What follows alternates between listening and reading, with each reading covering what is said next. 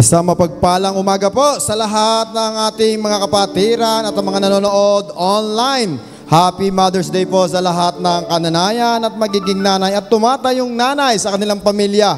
Batiin mo naman yung katabi. Tabihin mo nga po, Happy Mother's Day!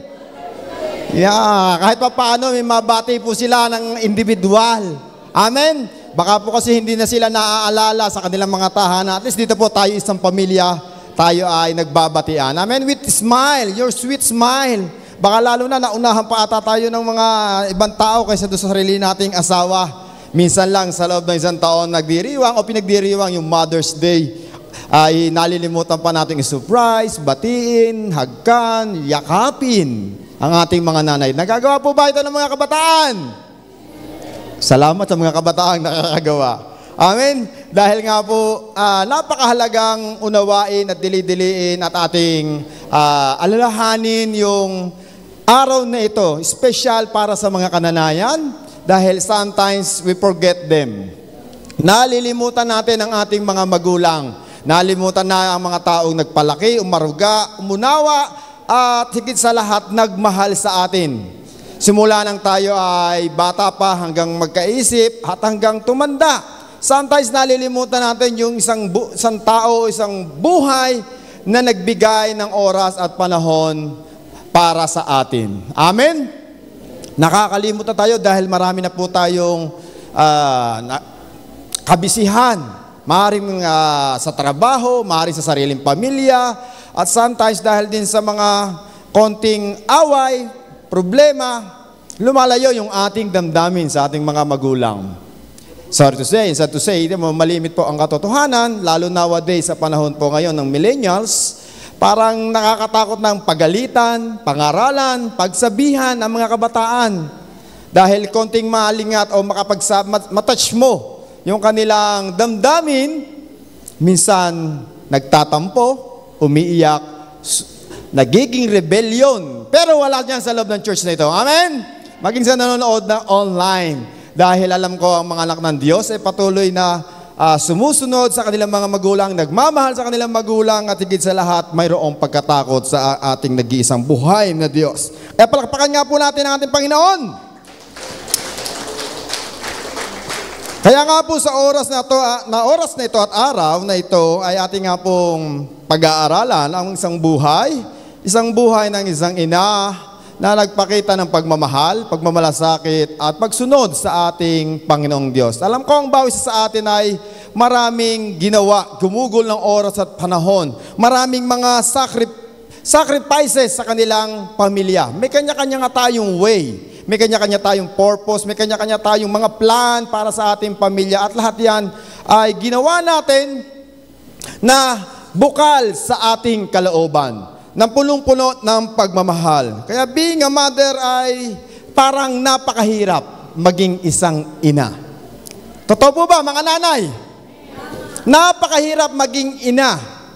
Minsan pa nga po, meron ka ng 5 anak, kasama pa yung iyong nag-iisang asawa na para pang bunso.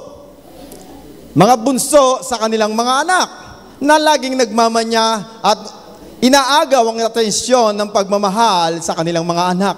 Dahil gusto nila sila lang ang uunawain at iintindihin na arugain. Lalo na kung minsan meron pang bisyo. Di po ba na parang laging arugain at uunawain ang kanilang sitwasyon. Maraming sakripisyo ang isang magulang. Mother sacrifices for their children many things. They sacrifice their time. Dahil the greatest asset na pwede nating ibigay sa ating pamilya ay ang iyong oras. Oras na hindi na kayang balikan. Oras na pinahahalagahan ng iba o marami sa atin. Sapagkat ang oras na kung saan kailangan at gumugugol tayo ng panahon para sila'y alagaan, turuan, pag dumating ang time, hindi na po natin ito mababalik pa. Dahil ang bawat isa sa atin ay nagkakaroon ng edad, lumilipas, tumatanda, pero dahil nalagpasan na tayo ng oras kung kailan dapat natin turuan ang ating mga anak, huli na ang lahat para sa kanila. Kaya napakalaki ng ng kahalagahan ng oras upang ito'y ating ibigay sa ating mga mahal sa buhay at lalo na sa ating mga ina. At number 1 na nga po dito ang ating mga magulang na babae o ang ating mga ina sapagkat malimit po ang ating ina ang siyang naiiwan sa tahanan.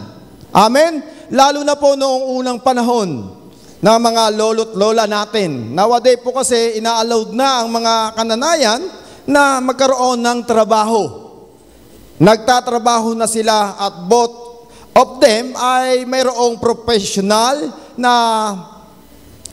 pinagtatrabahuhan para masuportahan ang pangangailangan ng kanilang mga anak.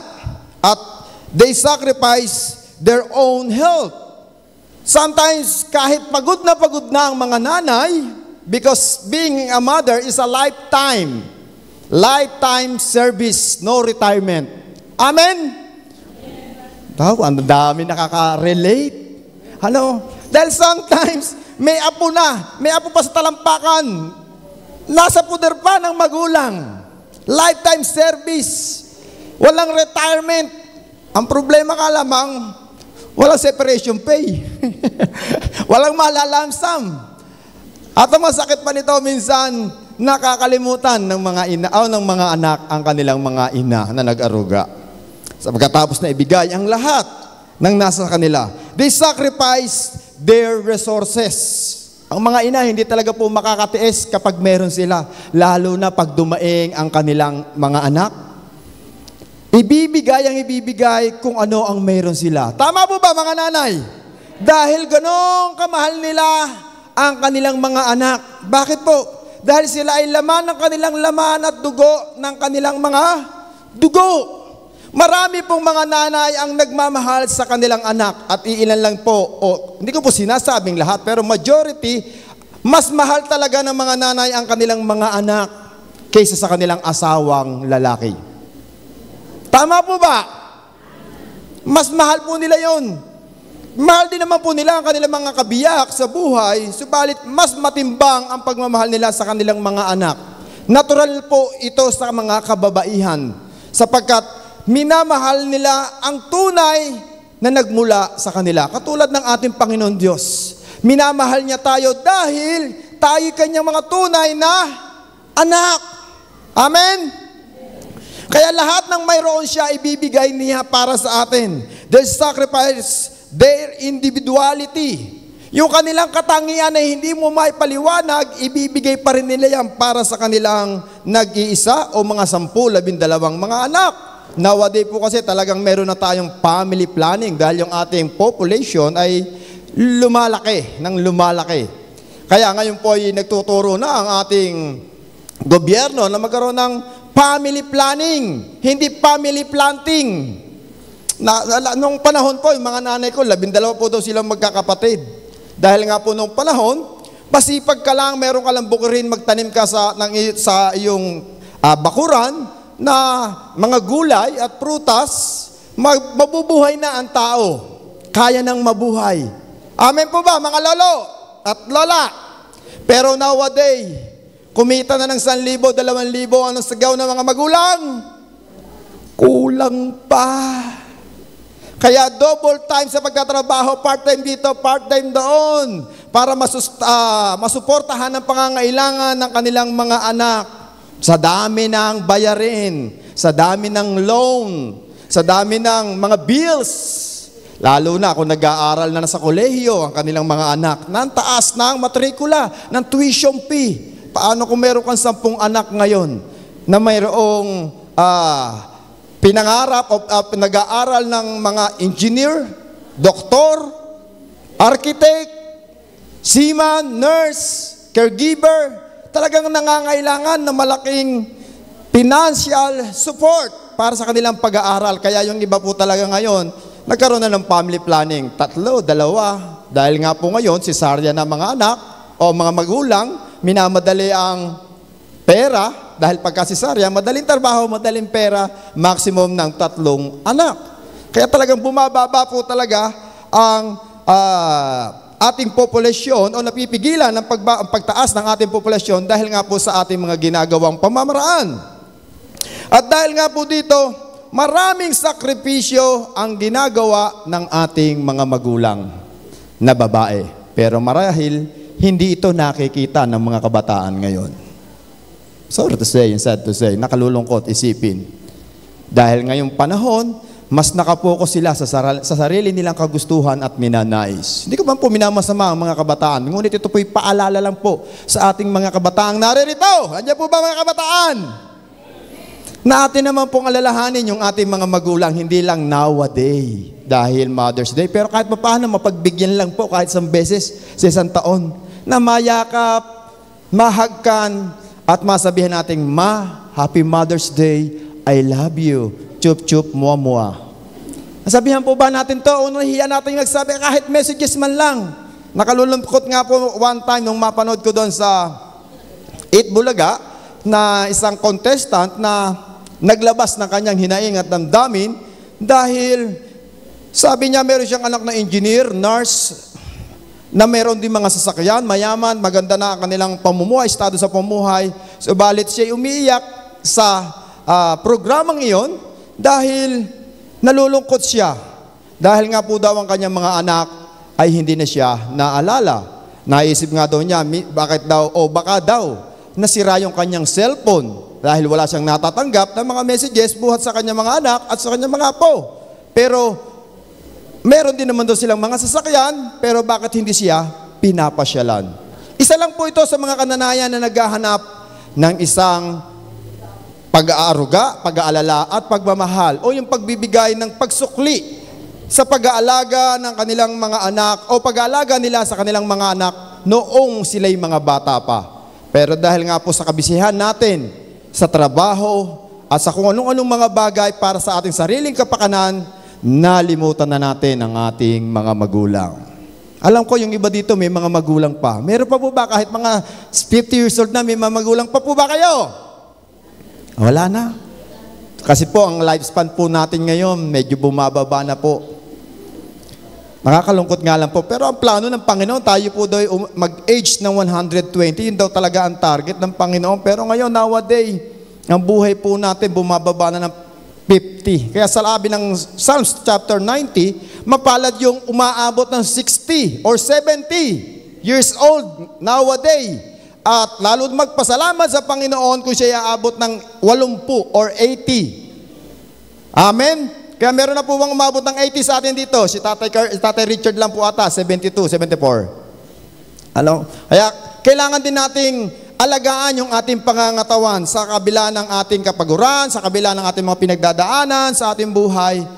Don't forget to love yourself first. Amen? Dahil hindi tayo makakapaglingkod sa ating mga anak, sa mga ating kapwa o sa community natin pinagsisilbihan kung mahina ang ating mga pangangatawan. At sa Bible po ay mayroon pong isang buhay, isang babae na pinasok ang isang buhay pag-aasawa na wala sa plano. So to say na nakalulungkot ang ganitong pangyayari, lalo na nowadays.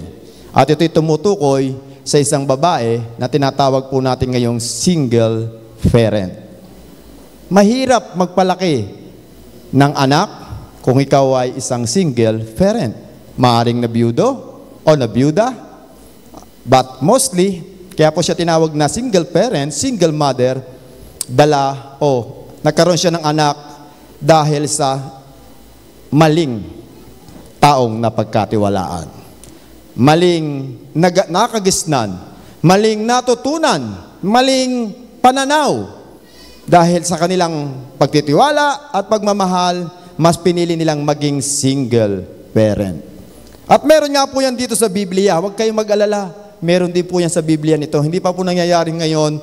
Minaon na sa atin sa Old Testament. At ito po ay magbubuhat sa ating nga pong pag-aaralan ngayon sa Genesis chapter 16, verses 1 to 16 at Genesis 21 verses 9 to 21. Ito ay isang istorya na maaaring kapulutan natin ng aral at makapagbigay sa atin ng karunungan at kaalaman, lalo-lalo na sa mga kabataan na papasok in marriage life. Dahil lahat naman po tayo ay deserving At merong plano ang Panginoon to be loved and to be loved. Na tayo mahalin at tayo ay magmahal at tayong lahat ay mayroong kapareha sa buhay. Bago po tayo mag-umpisa, tayo po muna ay manalangin.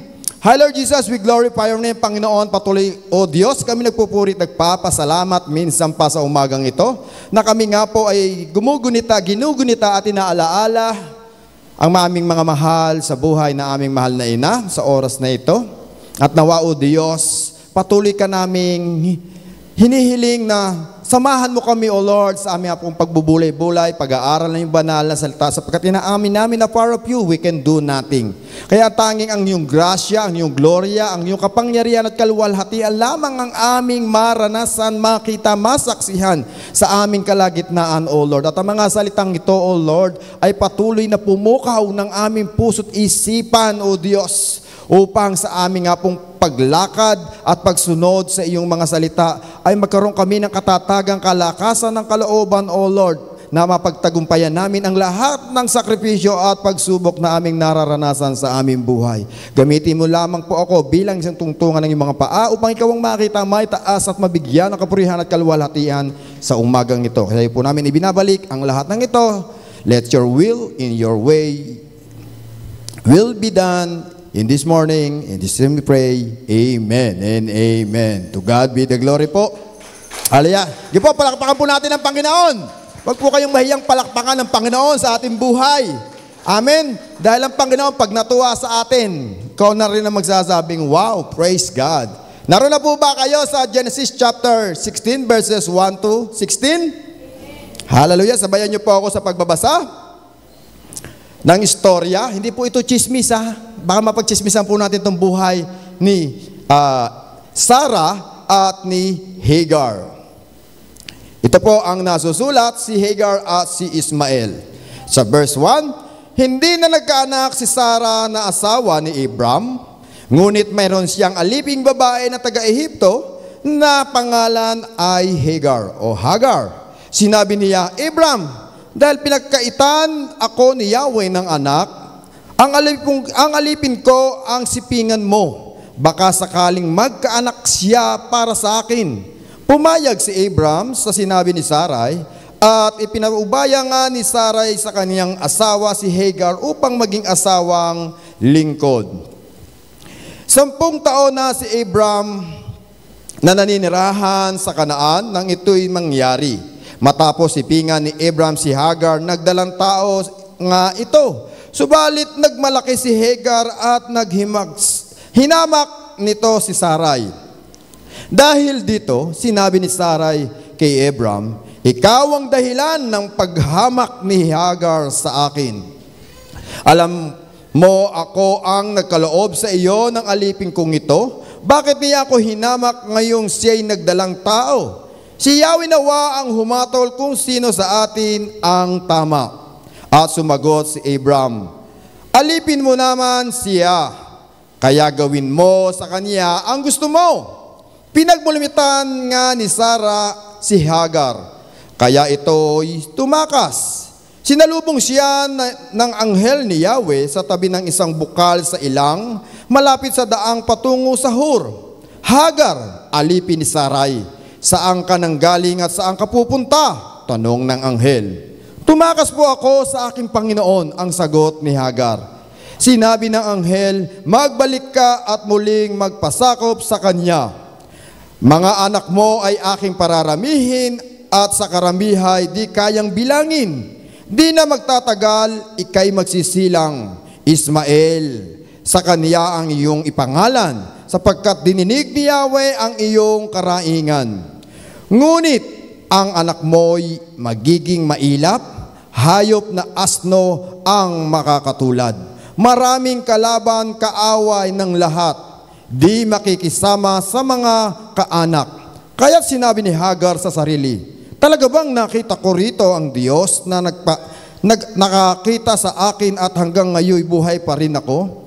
Kaya tinawag niya si Yahweh ng ganito, ikaw ang Diyos na nakakakita.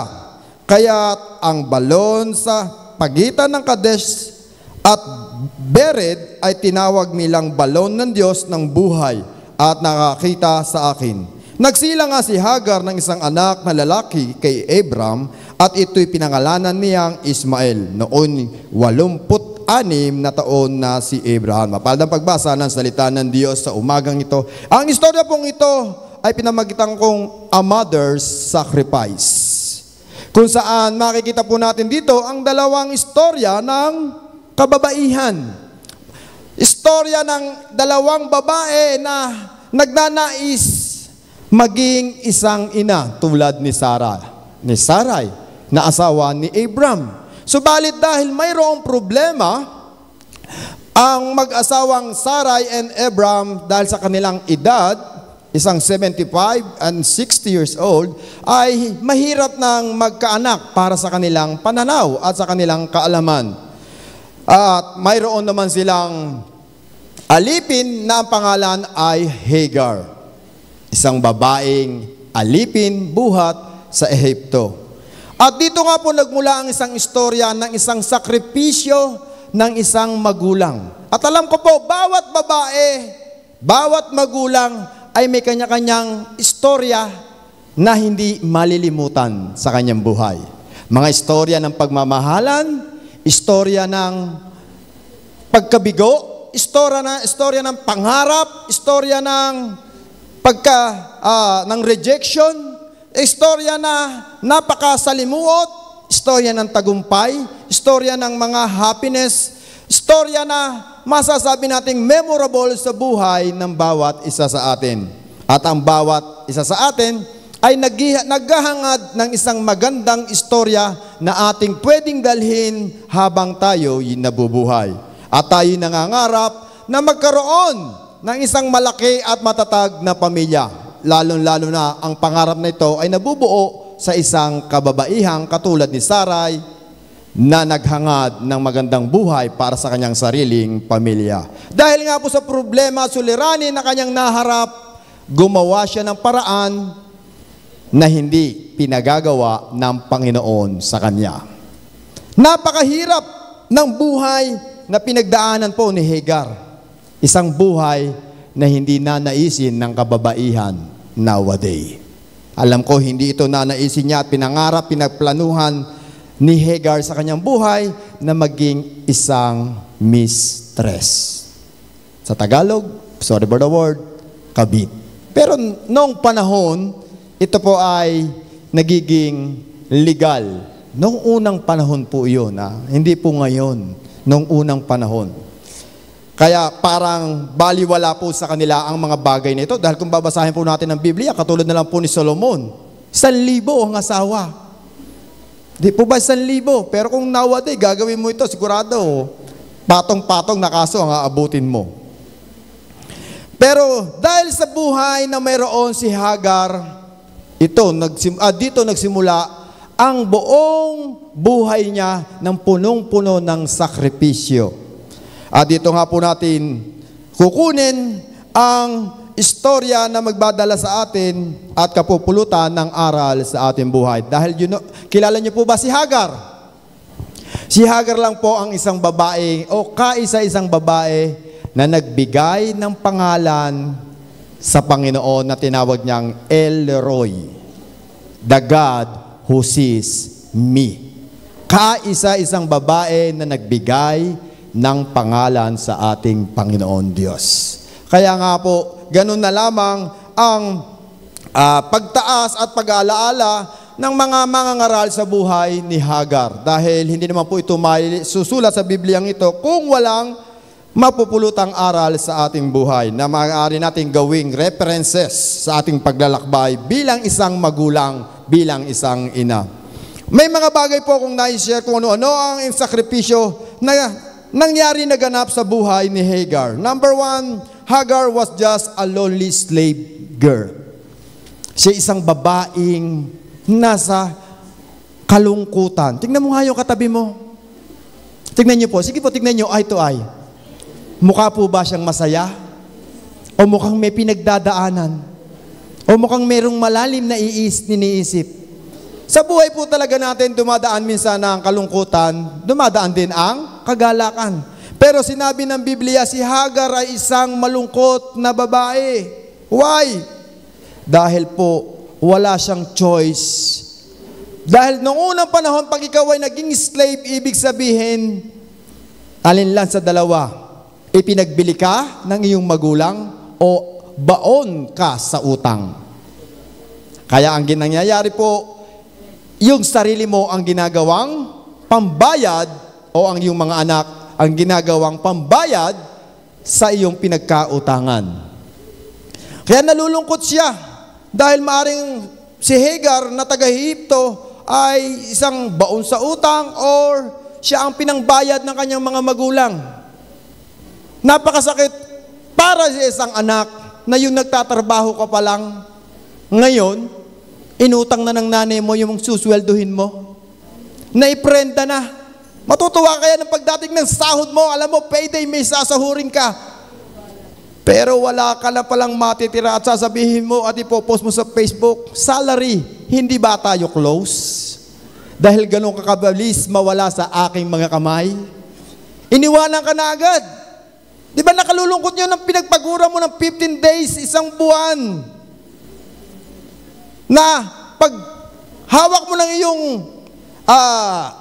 sahod o sweldo sa iyong pinagtatrabahuhan, nilipad lang ng hangin. Hindi kayo close ni Vicente Lim, Josepa Escoda, Lianes. Sino po ito mga to? 1,000, yung Trinity. Wala nang natitira, kaya nalulungkot, nakalulungkot. Minsan na dumaraan tayong mga Kristiyano sa ganitong sitwasyon na nakakahiram, nakakautang, at ang nakalulungkot nga po nito, sa buhay ni Hagar, ginawa siyang pambayad utang. At ang pangalawa, Hagar has been forced from her home. Bakit po? Dahil si Hagar po ay isang Ehipto. Pero siya po ay dinala at sinama ni Abraham at ni Sarai patungong Hebron, isang malayong lugar. Kaya si Hagar ay nakaramdam ng emotional wounded and physical wounded dahil napalayo siya sa mga mahal niya sa buhay. Napalayo siya kung saan siya pamilyar sa lugar na kinalakihan niya. Matanong ko lang po sa umagang ito, tayo po bang lahat na naririto ay taga Cavite? Sino po ang mga taga-ibang bayan? Taas po ang kamay. Ibang lalawigan? Taga-ibang bansa. Oh, meron tayong mga foreigner. Di ba parang napakahirap na dahil sa kakulangan sa ating lugar na kinagisnan, kakulangan pinansyal, material, naisipan ng ating mga OFW ng mga ibang bansa to provide the needs of our family. Na inalaw natin o inaccept na natin sa ating buhay na tayo malayo upang tayo magtrabaho. Masaya kaya kung tayo lalayo sa ating mga anak, sa ating mga magulang, sa ating pamilya, sa ating mga kaibigan, nakalulungkot ang katotohanan. Amen? Lalo na pupunta ka doon sa isang lugar na hindi mo alam kung ano ang iyong mga gagawin at ano yung iyong tatahakin. Ito yung pangalawang sakripisyo na naranasan ni Hagar. At ang pangatlo, Hagar forced to sleep with Abraham without her consent. Ito pong nakalulungkot minsan sa mga taong nalalayo sa mga mahal sa buhay. Malimit po sa mga anak, mga bata, na lumalayo sa poder ng mga magulang, napapahamak. Amen? Napapalayo, napapariwala. Katulad po nito ni Hagar. Dahil nalayo siya sa kanyang mga mahal sa buhay, sa kanyang magulang, wala siyang nagawa, kundi sumunod sa kanyang amo, na si Sarai. Ano po ang ginawa ni Sarai? Ibinigay si Hagar kay Abraham at upang makatabi sa pagtulog. Sabi po doon sa verse 2. At hindi lang po yun. Bakit po pinatabi? Para magkaanak. Mga kababaihan, gusto po kaya nating magkaanak sa isang taong hindi naman natin pinangarap at ninais? Di ba mas masarap siguro kung magkakaroon tayo ng isang pamilya at buo doon sa taong minamahal mo? Amen po ba? Pero sa katulad po nito ni Hagar, sa kanyang naranasan, dahil sa kanyang kahirapan, dahil siya isang slave, Wala siyang nagawa kundi sumunod sa kanyang amo, sa kanyang boss, kay Sarai. May hindi man lamang nagreklamo, hindi man lamang tumutol, hindi man lamang nagsalita. Wala man lamang sinabi kahit ano sa kanyang amo. Nakalulungkot minsan na kapag ang kabataan ay nalayo sa poder ng kanilang mga magulang, kahit sila'y pinagagalitan, akala nila sila'y hindi mahal. Pero ang katotohanan, kapag once na ikaw'y lumayo sa iyong mismong tahanan, sa iyong bahay o sa iyong lugar na sinasakupan, malimit na papahamak. Remember the story of the parable of the prodigal son sa Luke chapter 15? Isang taong mayaman, isang hari ang kanyang ama sa isang prinsipe, dahil sa kagustuhan niyang malayo sa kanyang mahal sa buhay sa kanyang ama, siguro dahil gusto niyang mamuhay mag-isa. Gusto niyang mamuhay at gusto niyang meron siyang mapatunayan sa kanyang mga magulang, maiba ang takbo ng kanyang buhay. Pero ang nangyari in the end, nalustay na, tapos niyang lustayin ang kanyang mga ari-arian at kanyang minana sa kanyang magulang. Siya po'y naging tagapag-alaga na lamang ng baboy. Sorry to say, sad to say, sa mga kabataan na naririto nowadays. At alam ko, meron din mga magulang na nakaranas na ito, na dumaranas ng mga masalimuot, mapapait, at sometimes na abuse. Hagar forced to bear his child without her consent too. Na siya ay magdalang tao na hindi niya kagustuhan. Kung ikaw kaya isang magulang at uuwi ang iyong anak sa iyong tahanan, at sasabihin, Nay, Tay, bakit anak? Buntis po ako. Ay! Masakit sa isang ina. Masakit sa isang magulang. O kaya, Nay, Tay, nakabuntis po ako. Eto na po siya ngayon, kasama ko na. Ano? 13 anyos ka pa lang, buntis ka na, nakabuntis ka na. Masakit sa isang magulang. Kaya dito po sa church, hindi naman po pinagbabawalan, pero we always remind our youths. Hello, nandiyan mga youth? Na kung maaari, iwasan muna natin yung relasyon. Dahil sa araw-araw yung pagkikita, pagsama, chatting, meet up, diyan na nag-uumpisa ang lahat. Nakagagawa tayo ng mga bagay na hindi kalooban ng Panginoon Diyos at hindi pa naaayon sa tamang at takdang panahon. Nakalulungkot para kay Hagar na siya ay magdalang tao nang hindi niya ginugusto. Kaya sabi nga ng mga posts, lalo na sa mga kabataang mahilig mag-inom, kapag may alak, may balak. Ay, mga kabataan pong naririto, alam ko, wala yan dito sa loob ng church. Amen?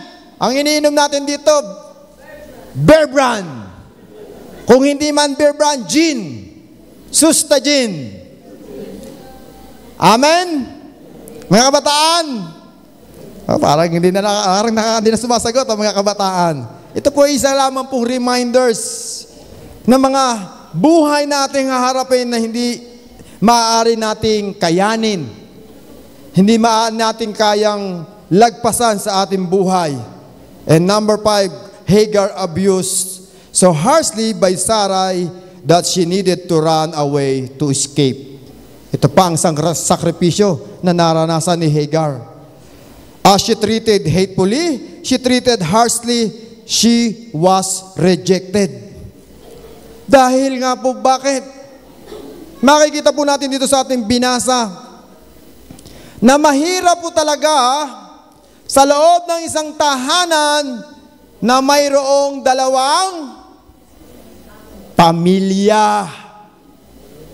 Kaya sabi ng Biblia, ikaw anak ay sasama sa iyong asawang babae o ikaw lalaki asama ka sa iyong asawang lalaki at kayo magiging isa at kayo ay hihiwalay sa inyong mga magulang. Pero dahil tayo dito, mahal na mahal natin yung ating mga anak, yung ating mga apo. Ugod-ugod na yung kanilang anak. Nasa kanila pa ring puder. Kaya mostly ang nangyayari po, nagkakagulo ang pamilya. Hello! Mga nanay, alam ko mahal po inyo yung mga anak, pero wag po natin i-tolerate yung mga mali po nilang ginawa. We must guide them, lead them, teach them, but not to tolerate them. Tingnan niyo po ang gulo ng buhay nito ni Sarah at ni Hagar. Nag-aaway, nagpaparinigan. Ito lang po misa kasi talaga hindi ko po maunawaan sa mga kababaihan. Bakit po kaya ang mga kababaihan malimit? Napapansin ko lang po, hindi ko pinamasama ha. Hindi ko lang po kasi maintindihan at maunawaan bakit ang mga babae pag nagkita at nagpang-abot talagang kung nagtaas ka ng kaliwang kilay, tataasan ka ng kanan. Pagka iniringan mo, iirapan ka din. Hindi ko lubos maisip bakit pag nagkikita sila parang ang pakiramdam pagka ganun. Nagpapagandahan ba sila? Nagpapaseksihan? Oy, mas maganda ako sa iyo. Mas pantay ang kilay ko sa iyo. Mas maganda ang labi ko sa iyo. Ganun po ba mga kababaihan? Nakatulad dito ni Sarah at ni Hagar, siguro kung ako naging si Abraham sa loob ng tahanan na ito, siguro wala nang katahimikan sa loob ng bahay. Amen? Kaya mga kabataan, be careful for who you date and to be married. Because the biggest prison in your life is your home without peace. Hindi ka man nakulong sa kulungan ng gobyerno. Pero once na nakapag-asawa ka, ito na yung prison ng buhay mo. Na ikaw ay nakulong pang lifetime sentence.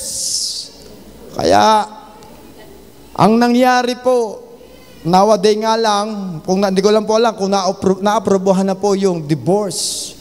Dahil sa pati mga pagkakamali, mga maling desisyon na nagawa, doon palang nakikilala ang bawat isa, ang ugali ng bawat isa, doon nagpapail ng annulment. Dahil sometimes, mostly, ang reklamo ng mga kalalakihan ay ganito, sa attorney. Sabi po daw ng Bible, ang ina daw ang ilaw ng tahanan. Totoo po ba? Parang wala yata mga nanay dito. Sabi ng Bible, ang mga ina ang ilaw ng tahanan.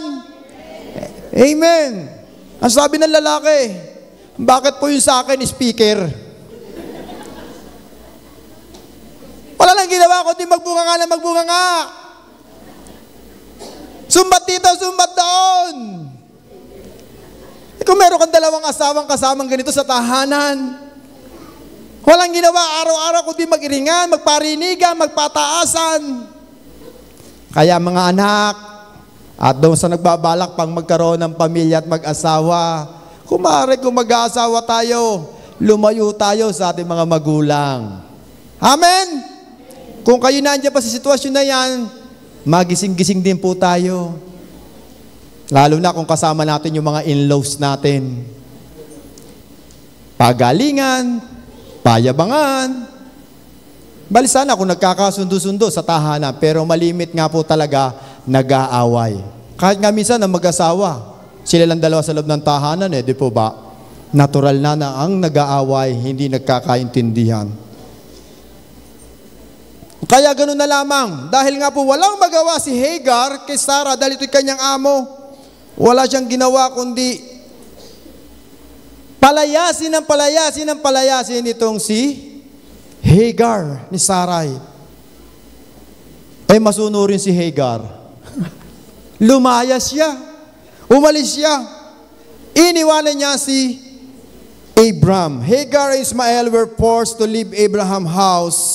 She was exiled in the desert. Mahirap maging isang single parent. Mahirap magpalaki, mag-aruga ng anak, lalo na kung alam mong wala kang trabaho. Wala kang proper knowledge, wisdom, understanding how to raise your own child. Marami tayong iniisip at kinakatakutan sa ating buhay na hindi alam ang ating susuungin at gagawin sa ating buhay. Lalo na kapag tayo ay nagkaroon na ng sumpling. Katulad nitong si Hagar. Marami siyang sakripisyo na naranasan. At hindi lang po yan dito nangyari. Kung atin pa rin pong babasahin pagdating po sa Genesis chapter 21, makibasa po rin kayo sa akin sa Genesis chapter 1, the same scenario and story na nangyari sa buhay ni Hagar, at ito nga po ang mas malala na. Sa chapter 21 verses 9 to 16 or 18, at ganito po ang naisasaad. Minsan nakipaglaro kay Isaac si Ismael, na nagkaanak na po ito si Abraham at si Sarai. Ang anak ni Abraham kay Sarah o kay Hagar na taga-Ehipto, nang makita ito ni Sarah, sinabi niya kay Abraham, "Palayasin mo na ang aliping iyan at ang kanyang anak, sapagkat ang anak ng aliping iyan ay hindi dapat makibahagi sa mamanahin ng anak ko ni Isaac." Labis itong ikinalungkot ni Abraham, sapagkat anak din niya si Ismael. Ngunit sinabi ng Diyos kay Abraham, "Huwag kang mag-alala tungkol sa mag-inang. Sundin mo ang gusto ni Sarah, sapagkat kay Isaac magmumula ang lahing sinasabi ko sa iyo. Ngunit ang anak mong iyang kay Hagar ay magkakanak din ng marami, at sila'y magiging isang bansa dahil anak mo rin naman si Ismael." Madaling araw pa lamang, ang mag-inay pinaghanda na ni Abraham ng baong pagkain at inumin. Ipinapasa ni Abraham ang mga ito kay Hagar at ang mag-inay kanyang pinaalis. Nagpagala sila sa ilang ng Berseba.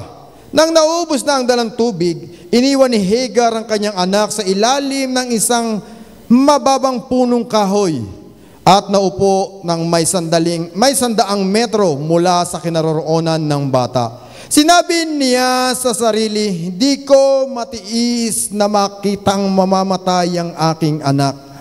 Samantalang nakaupo siya ay nag-iisip, umiiyak naman ang bata. Makita po natin dito ang istorya na sa sobrang hirap na dinadanas ni Hagar sa kamay ni Sarai, naisipan niyang umalis at magtungo sa bayan kung saan siya lumaki. Saan po ito? Sa Ehipto. Subalit ang kanyang lalakarin at tatahakin ay isang lugar na hindi niya alam ang kanyang patutunguhan.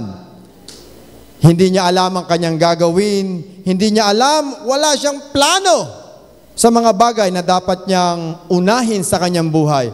Dahil mismo ang pagkain pa lamang at ang tubig na kanilang dala-dala ay hindi niya na kayang matugunan dahil mahirap ang nag-iisa. Yan po ang katotohanan. Mahirap maging single parent. Mahirap maging breadwinner. Mahirap ang mamuhay na nag-iisa, lalo na kung mayroon kang mga anak at mga minamahal sa buhay. This is a lot of sacrifices na naranasan ni Hagar sa mga kamay ni Sarai at maging sa kanyang sariling buhay at sa kanyang sariling mga magulang. Na parang pinagkaitan na siya ng tadhana. Isang buhay na hindi pinapangarap ng isang ina. Pero dahil ang pangako ng Panginoon ay na kay Abraham at si Ismael ay anak ni Abraham, nandoon ang kasagutan ng Panginoon sa kanya. God hears and sees his pain. Sabi po doon sa Genesis chapter 16 verse 11, Hagar encountered the angel of the Lord twice. Once in chapter 16 and once in chapter 21. The angel of the Lord found her by a spring in the wilderness.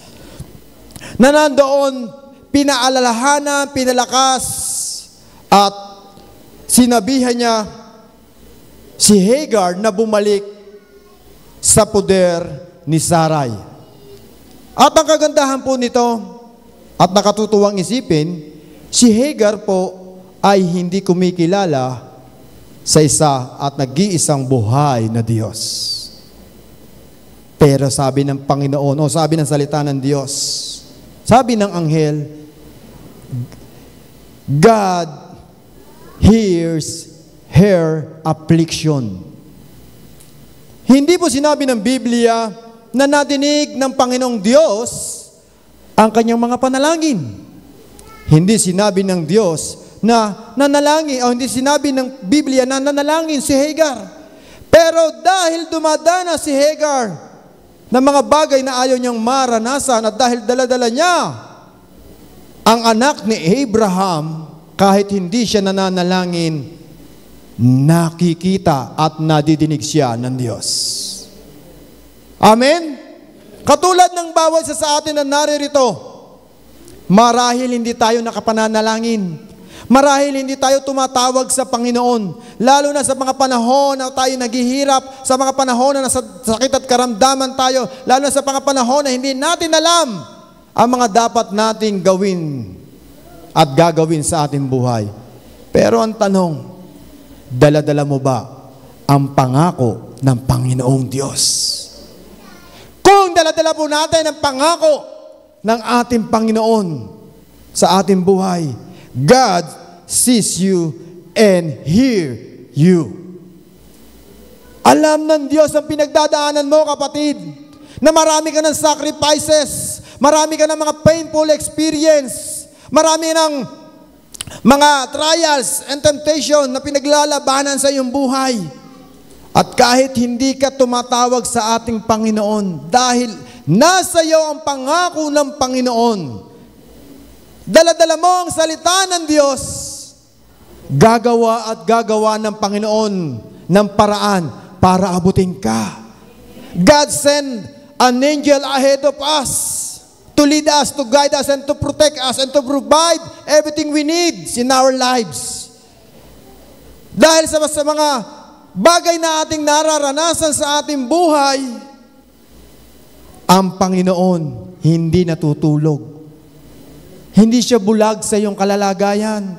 Hindi siya bingi sa iyong mga hinaing at sa iyong mga pag-iyak. Kaya sa bawat magulang, mga ina, huwag niyong isipin na natutulog ba ang Diyos. Sa lahat ng ating mga sacrifices sa pagsunod at pagtugon at paggawa sa pinagagawa ng ating Panginoon Diyos, hayaan natin ang Panginoon ang maging responsible sa kanyang mga pangako.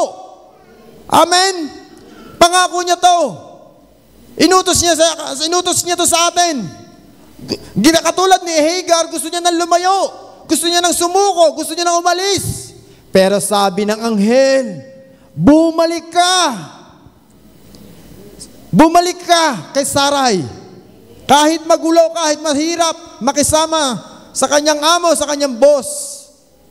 Pero ang sabi ng Panginoon, dala-dala mo ang anak ni Abraham na aking pinangakuan, na aking pagyayamanin, na aking ibe-bless.